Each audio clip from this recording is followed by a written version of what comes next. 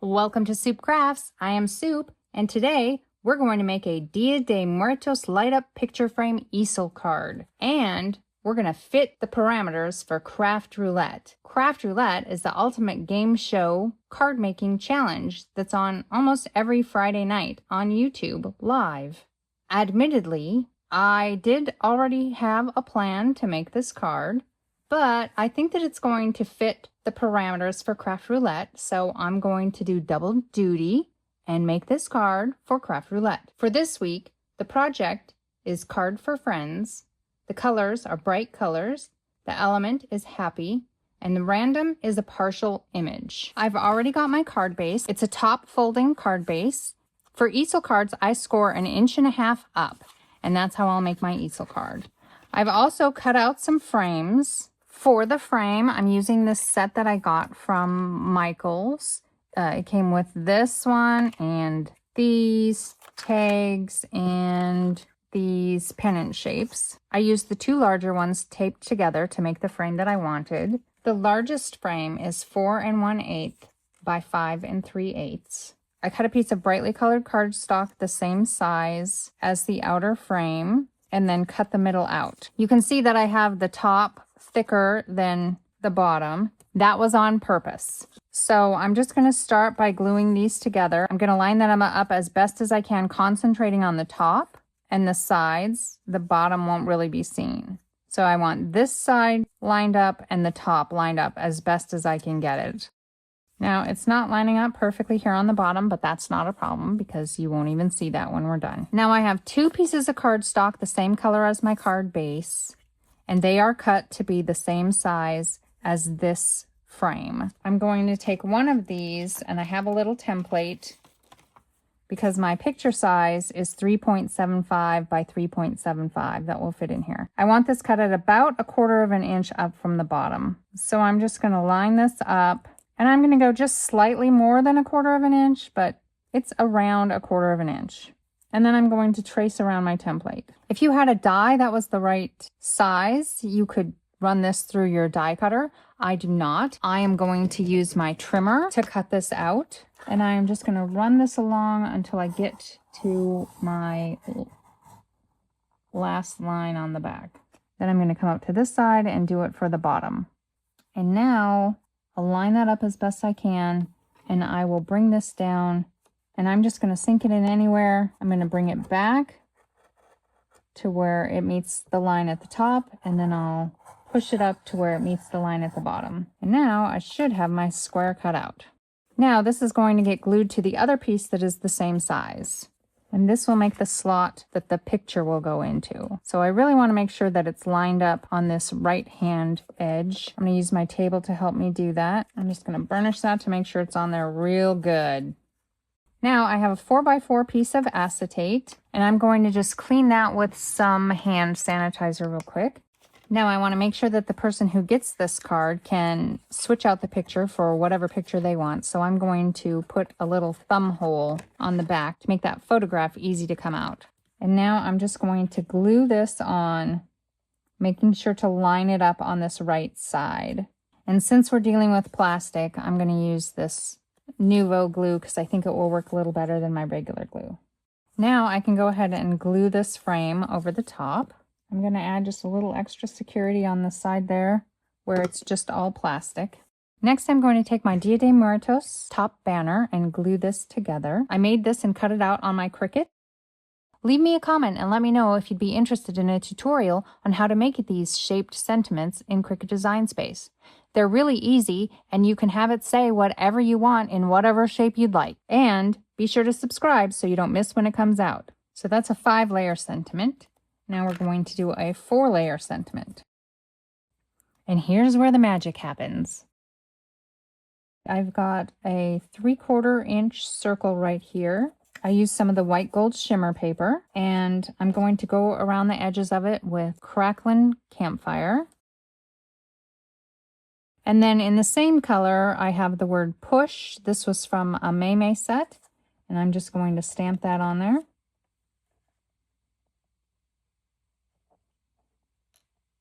Now, before this dries, I'm going to take some clear embossing powder, and I know that I'll be cutting off the bottom of this, so I'm going to use my tweezers and I'm just going to dip it in there.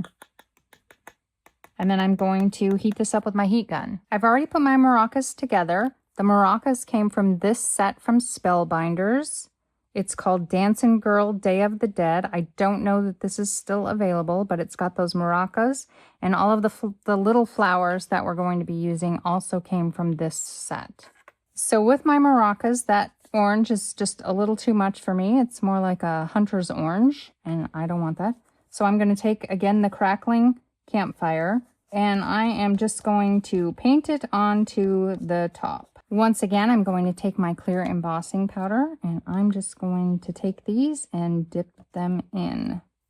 And now with these secured with a magnet, I'm just going to heat them up. Now we've got some shiny painted maracas. Now we're going to start setting up our candlelight. Our candle's going to go in the corner, and I want it about 1/8 of an inch up and 1/8 of an inch over. I'm going to have this 1-inch strip that's going to lay across here. I first want to lay that strip down, and then I'm going to lay my candlelight where I want it to go, again, about 1/8 of an inch in and 1/8 of an inch up. And then I'm going to mark where that ends. This is where I'm going to put some foam. I have some fun foam here that is sticky on the back, that's cut just a little bit smaller than this 1-inch strip that I'm going to stick on here. I'm going to glue this on because I don't want to use the sticky back yet. And I'm not going to go past that line. This was just some scraps that I had left. Okay, now I always want to make sure that I have the part of the frame that's larger up to the top. The candle that I'm using is from this set from Maymay. It's called Light of the Word. We're also going to use one of these sentiments. We have the light shines in the darkness, and the darkness did not comprehend it. I think that's the one that I'm going to use on this card. And then we have in the darkness, Jesus is the light that guides us. So I thought both of those would work. So I stamped that candle and then I fussy cut it out. I am going to color this in with my alcohol marker. I'm going to use gold. I'm going to take a micron pen and just color in the wick. And I'm going to take a red alcohol marker. This is called Poppy. And I'm just going to make the little red part in the middle. I do want to put the pinhole in it so that if they want to, they can blow out the candle. And I'm just going to put that right below the flame. Now I'm just going to add a little bit of tape to the bottom of the candle just to get it lined up. So I'm just going to put a battery in this to test where it goes.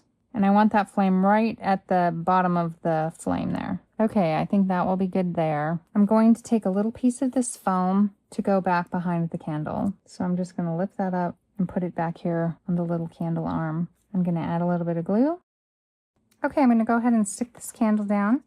I'm going to put some double-sided tape on this base, pull off the backing, and then I'm just going to fold over all of this excess tape since I got it so crooked. Okay, now I'll just line this up, like I said, 1/8 of an inch, about 1/8 of an inch in and over. Okay, now I'm just going to set this on here for right now. I'm not going to glue it on. I've got these flowers that to me looked like marigolds. I don't know if they're supposed to be or not, but that's how I colored them. These flowers came from this Simon Hurley set called Beautiful Blooms, and I also have the die set. I stamped the flowers with Crackling Campfire for the bloom, and then I went back on the stem and leaf with Rustic Wilderness. Then I colored them in with gold and grass. So now I'm going to arrange my flowers on here before it's glued down. So on this side I'll have a little bit of the leaf on there. I'm going to go ahead and glue that on. Put a little under the edge here. Then I'm going to add this one to the other side. And then finally, I'll put this one in the middle.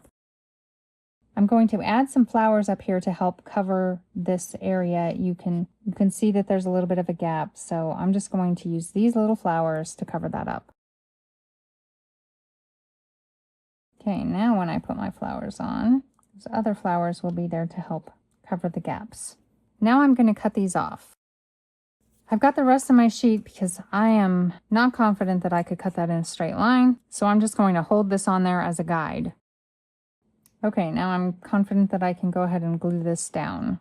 I'll peel off the backing, and then I'm going to give myself plenty of wiggle room because I need all the wiggle room I can get. And then I'll just line this up with the corner and the bottom. I'm going to put a little bit of glue under that top marigold to get it glued down. Okay, now I already know that this part interferes with my light.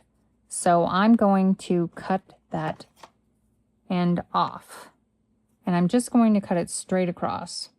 And now I know that I can put this on here and it won't interfere with the light. I'm going to put a couple of flowers on there to kind of hide that. Now I'm just going to double check and make sure that it's not interfering. And that looks all right. Okay, I'll go ahead and glue this down now.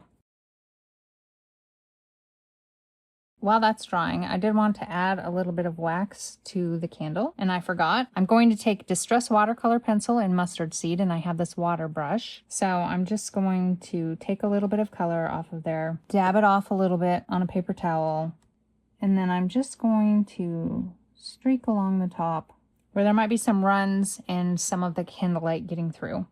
Okay, now that that has had a little bit of time to dry, I'm going to put glue all along the 1.5 inch strip on my card base. My frame is slightly smaller, so I don't want to go all the way to the edge. And now I'm just going to line that up as best I can in the center. There is just a small space all the way around. Okay, now we'll finish decorating. I'm going to glue a couple of flowers up in each corner. And then I'll add my maracas.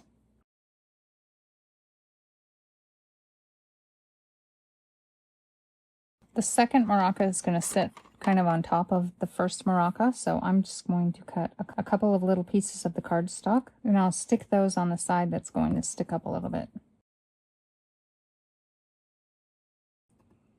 I didn't get my push button put on there. Okay, and I'm going to cut that off on the back. I should have done that before I glued these on, but I didn't. Okay, I've got my sentiment already stamped. And I've cut off 1.25 inches at the bottom for the nameplate. So I'm just going to line that up. And I just want to center this at the top so it's got an even border. Then we'll put the nameplate on, which will also be our easel stopper. Okay, here's the finished card. I'm going to go ahead and put a picture in there. I mean, I'm not going to put my cousin's real picture in there.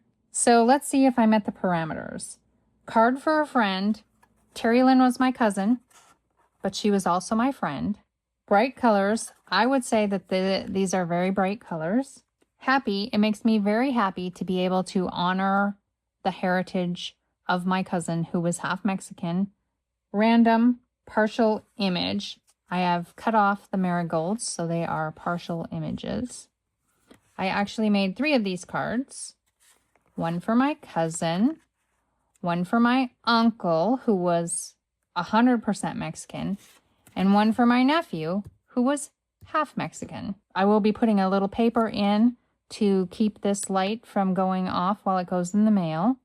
And I do want to note that on these other ones, I used orange in the middle, not red. I like it much better with the orange, but it's too late now. That one's red, so red it will be.